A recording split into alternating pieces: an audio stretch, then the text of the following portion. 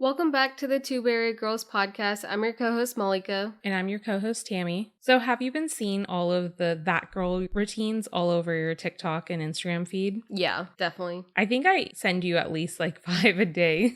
Yeah, you love them. I know. I thought it would be like a trend that would just kind of be cyclical, but it seems like they're staying. And as they gain popularity, there's this conversation that's happening online about, are That Girl routines aspirational or are they extension of toxic, quote, girl boss culture? Yeah, it's interesting. When I first saw them, I was like, oh, this is like a super cool edit. I love day in the life mini vlog style videos, like short form videos. So I personally really enjoyed them. But as I noticed, as more and more people uploaded That Girl type content, the comments started to turn really negative, and it was really sad to see like just people tearing down these women that are just trying to have a productive routine. That's so true. Because I resonate with you because I started seeing That Girl routines and a lot of them were like morning routines. Yeah. And I was like, wow, this is really nice. And this is like when I was not having any form of a morning routine. Like the quarantine's like really killed any of my routines and like my positive habits. So I found it inspirational because I was like, oh yeah, like I could make my smoothie earlier, or like maybe I should like actually start exercising in the morning versus late afternoon. Yeah. Because I always feel so much better post workout. And then I'm like, why am I waiting until 2 or 3 or like even 5 to do my workout? Maybe I should do it in the morning. And I just like liked seeing them, and a lot of them are very aesthetic and they're very pretty. But I think the reason why the comments got really toxic on TikTok is because That Girl routines are very like aesthetically driven, which feels very Instagram. Yeah.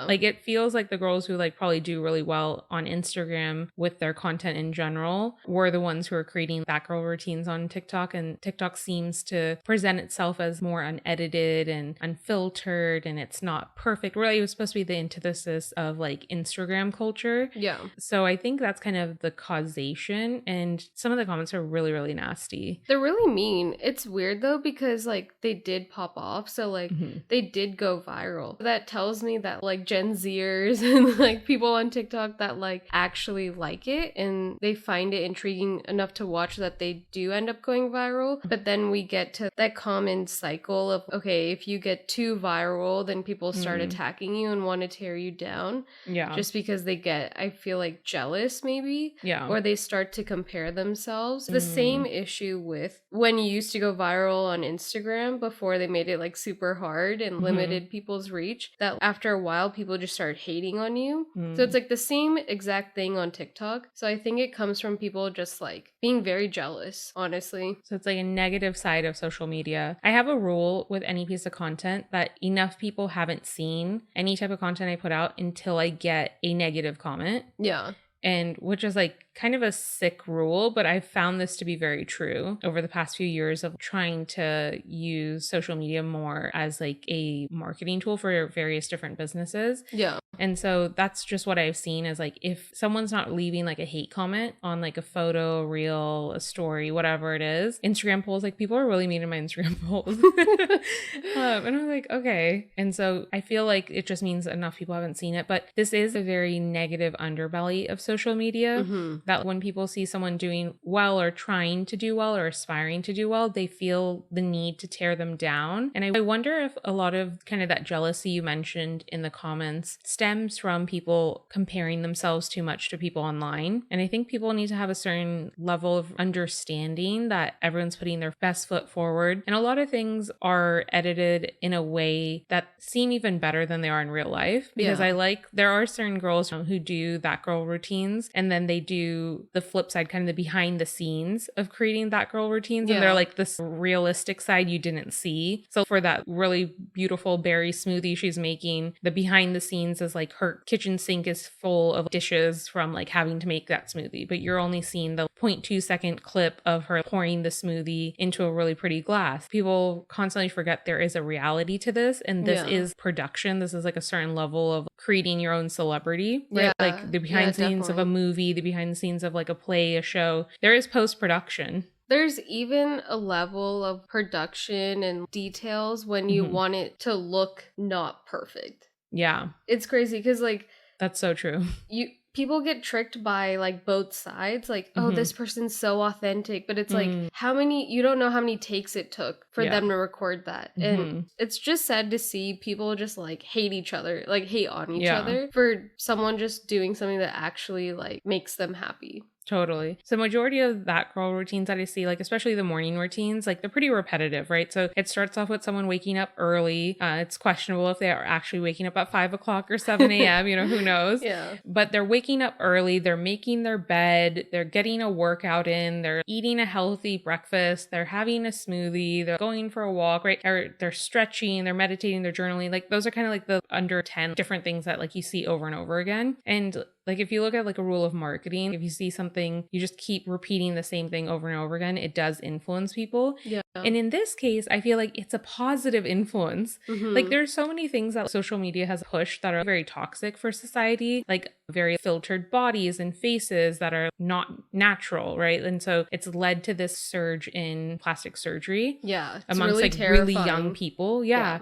And even like the BBL movement. And now I saw this report that older women are getting BBLs and it's like one of the most dangerous cosmetic surgery. So like Instagram and like all of these social medias have like pushed so many toxic things, like the overconsumption of fast fashion. Like we can just like, go on and on and on. Yeah. But you constantly seeing people making their bed, like these are kind of like healthy habits, Yeah. right? Like healthy daily habits, like brush your teeth, make your bed. And I think they're really positive, especially in a pandemic when so many people have had a deterioration of like healthy hygiene and positive habits, like a morning routine. So I'm like, why are you hating on this? I think it's a net positive. Same. I definitely agree with you. I feel like making your bed and stretching in the morning and like taking a shower and eating a breakfast, those are really helpful daily habits or even morning habits to kind of combat feeling low. I notice that whenever I'm feeling very low, I don't want to like take a shower, like upkeep my hygiene. But if I like force myself to just kind of put in that effort, it does help me so much. So I find that girl video content really inspiring and kind of just motivating. Yeah.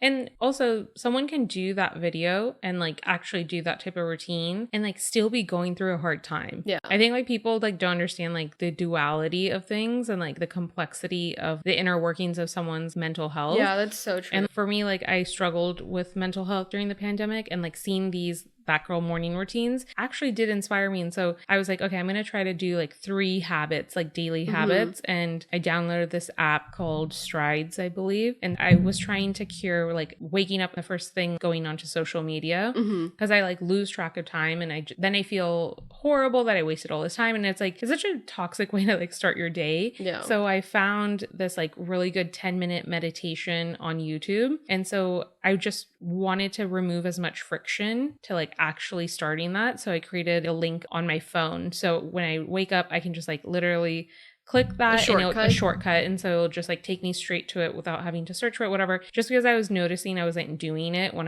when there's more friction. So anything you can do to remove friction between you and the habit you're trying to create is going to help and make you more successful. It's kind of like, I love Atomic Habits, right? Like getting 1% better a day. There's so many like self-help and like productivity books, but like there are certain ones that do work. Yeah, definitely. I feel like Atomic Habits, it's like so hyped, but I think it actually deserves the hype because I started to just like put out like my toothbrush closer to, and it prompted me to like brush not only like once a day but twice a day. Yeah. So just like small little adjustments to like make my habits easier did help. Yeah. So one of the things that the book says is to create an environment that is like conducive for you accomplishing your goals. So I started putting my tennis shoes near the treadmill. So then I don't have that excuse of like being lazy, even though it sounds silly to like, oh, going to get your shoes to get on the treadmill, but it just prompts me when I see those physical cues. Yeah. So I think there's things that we can learn from that girl routine, and also keeping in mind, this is edited. This is a trend, a social media trend, and there is a reality behind these, I think, 8-second videos. Like there's a lot more life behind them. And I think just with everything, take what you can get from it, but don't take it so seriously. Like anything where you can get some value, extract that, apply it. And if it doesn't work for you, toss it. You don't have to be stuck to any type of thing. You need to just work on things that will help you. And each person's so different. Yeah, I definitely agree with that. And if you don't like something, I don't get why people don't just like scroll past it. Yeah. I don't get the need to leave a hateful comment. Totally. It's just not respectful. Yeah, totally use the algorithm to serve you. So now anything that I'm seeing that like I don't like, and also it's not even things that I don't like that I'll block. It's things that I know that aren't productive for me. Yeah. Like I'm now very clear about what type of day I want to live. And so any type of gossip magazine, or they're not magazines anymore. I'm showing my millennial age, but like any type of like gossip Instagram pages or like celebrity gossip, what I'm just like, I just don't care. And that information adds zero value into what I want to accomplish in a day. Yeah. But I am human. And so sometimes there's something that's really catchy. And then I go look at other like posts. And then I'm like down this rabbit hole. Yeah. And then I get so frustrated with myself because I'm like, I don't actually give a shit. Yeah. But I've just spent 30 minutes like on the shade room or something stupid like that. Yeah. So I just block every single thing that doesn't serve me. Mm-hmm. And I love my digital space now. Yeah. Because it's a collection of like, they're just showing me things that I want to see, that I'm like rewarding the algorithm with my attention. It's so useful. So anytime I see anything on my For You page on TikTok, I like hold down on it and click not interested just so that like it can filter out. Yeah. So I've gotten my feed to just be all like mini vlogs and like day in the lives. And I absolutely love my TikTok For You page. I love that pro tip. I love that you taught me that because I started doing that and it makes a world of difference. And it's so funny because when people like complain about their For You page and it's like you are in the driver's seat of curating what you want on your For You page. Yeah. They're only showing you more of like what you just engage with. Yeah. So exactly. Well, I hope this has been helpful. There's so much content that's shoved down all of our throats on a daily basis. And so there is like so much of a context collapse that does start to eat away at your brain and makes you fatigued. But there are ways to like fight back at that, right? Yeah. And just like putting more controls in place. But we hope this episode was helpful and resonated with you. If you enjoyed it, please share it with your friends. We're a brand new podcast, so any kind of shares on social media and tag us at 2 Bay Area Girls on Instagram. We'd really appreciate that. Thanks for listening.